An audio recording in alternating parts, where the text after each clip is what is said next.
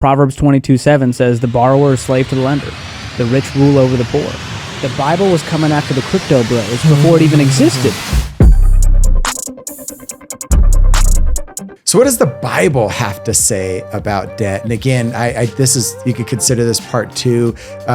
Jack and Graham of the Iced Coffee Hour had George Kamel, one of Dave Ramsey's protege, on their channel, on their podcast. And again, this is what they describe as one of the best arguments ever. And they get into a faith talk. And I want to listen to this, react to it, and share a little bit of my feelings regarding this. The thing I'm noticing is that you have this peace of mind kind of with regards to finances and this confidence and optimism about you that I really like. And I'm like, okay, that peace of mind seems like it's invaluable. Like I would love to have that financial, deep-rooted security that you have. Now, of course, Graham is killing it financially. And I see him like, oh, it'd be kind of nice to. Yeah, I'm probably, can we just say, like, I'm probably the poorest rich person that's ever been on your show. I mean, as far as like most people that you guys are talking to, they're like insanely successful. And so I hope I'm the poster child for anyone who like works in normal, like they work for a company and they have a 401k. Yeah, sure. That's possible for them too. And again, they both have confirmation bias because Jack and Graham deal with people who are extremely successful. They know how to use their money. Whereas George and Dave Ramsey talk to people daily that are struggling. They don't know how to use money wisely or the right way, or for that matter, what we're going to learn, God's way. Without having to like be the biggest creators and entrepreneurs of all time. But you're talking like directly tied to the financial success. When I'm kind of talking about just like overall fulfillment and like seemingly like, you know what I mean, confidence with regards to we talk about financial peace a lot. And obviously we have a deep faith background in that. And Dave talks about this at the end of every show. He mentions this as here's where they get into the God talk. I love this when a faith-based business person or whoever it is that they share something on what we would seemingly call a secular podcast. They start sharing biblical principles. This is awesome. A big part of what we do, and it's a deep why behind it. And you know, I just feel more financially peaceful knowing the faith background and reading the Bible and seeing the scripture and how it talks about money. There's over 2,300 scriptures that involve wealth and money, which is shocking to me. What do they say? Well, for example, Proverbs 22:7 says, the borrower is slave to the lender. The rich rule over the poor. See, and that's a scripture, Proverbs 22:7, that Dave Ramsey has everywhere, right? The borrower is a slave to the lender, right? How many would agree with that? Come on.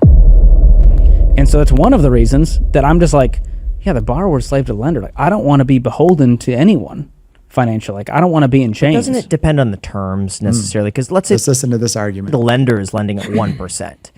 Then it seems like maybe the roles are reversed. But if you're, let's say you're, do you have any siblings?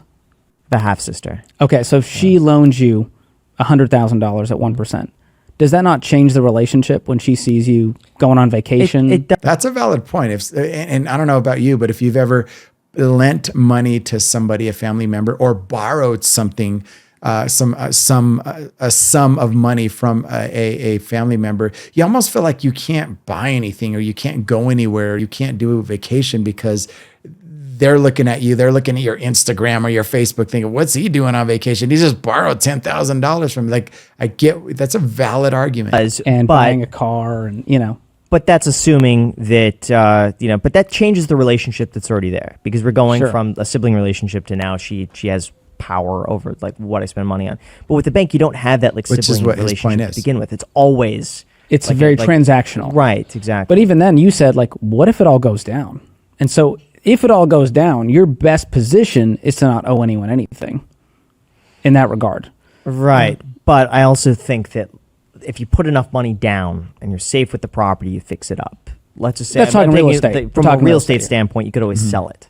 You could, if it's worth much at that point. Correct. And so we all, Dave shared his story last time. And they're all about not taking risks. So that argument that Jack has for George is kind of irrelevant because, but what if it isn't? What if the inflation, right?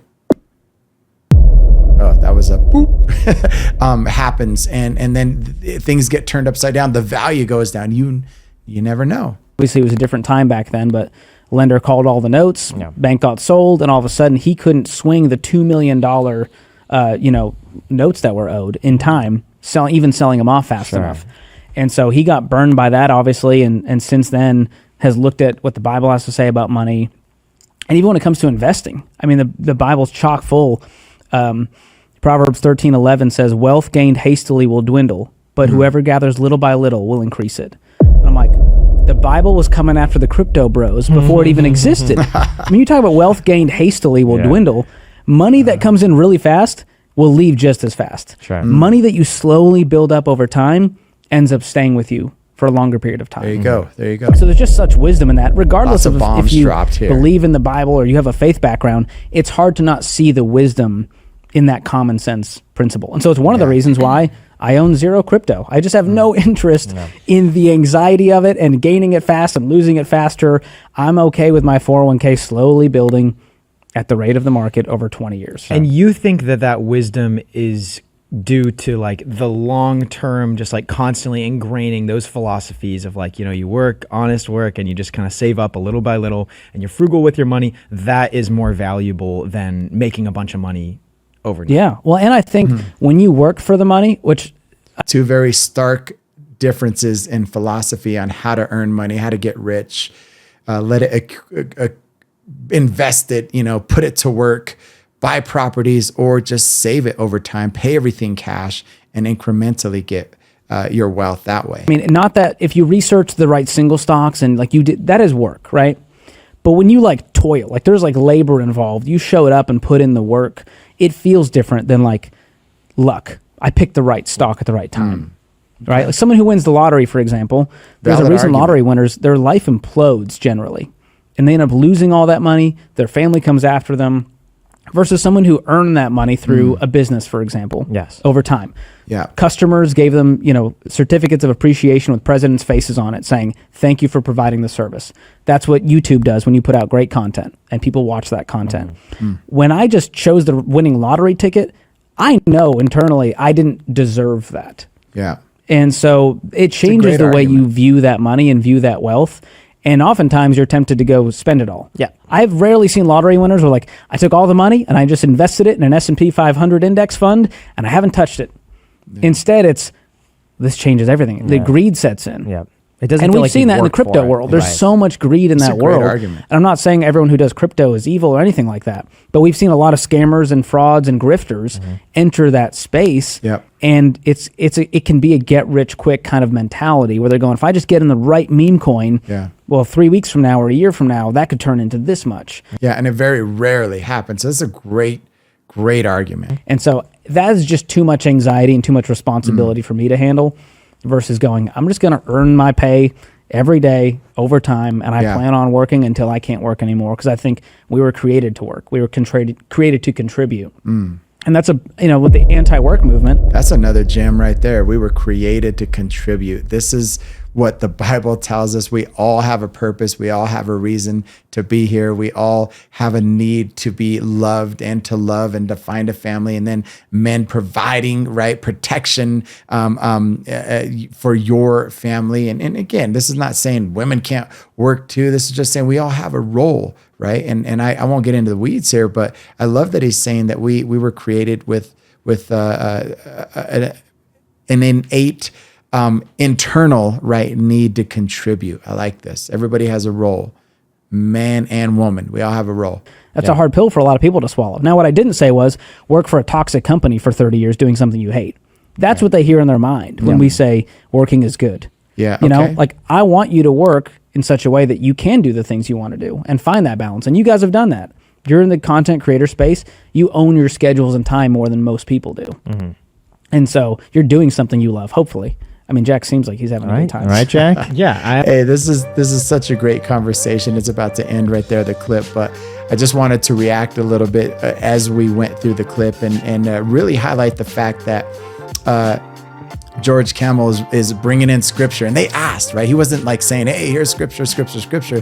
They said, you guys have something different about you. You call it Financial Peace University, right? And it's all about the peace that we have when we are doing the right thing, and really the peace that God gives when we're not enslaved to debt. And I can't agree more. We don't want to be in debt. We don't want to have unnecessary bills. We want to have the freedom, right, to use our money the right way, to spend it on the necessities, right, and not have to finance the things that we don't need, right? And the other thing, there's another argument, and not even an argument, but a comment that somebody made a while back, and I'm sure you've heard of this, and maybe not, but when you don't have debt, right, and you have money, like money to be able to spend, you have money to be able to give, right? And they didn't talk about that, but we should be giving to our local church. We should be tithing. We should be contributing in a way that we give back to God, right? And this is so important that we are able to do this. But unfortunately, I know too many people in my world, right, who have so much debt that they struggle to give. Like the giving's last on the list because they have so many bills that they're thinking, I don't know if I can give.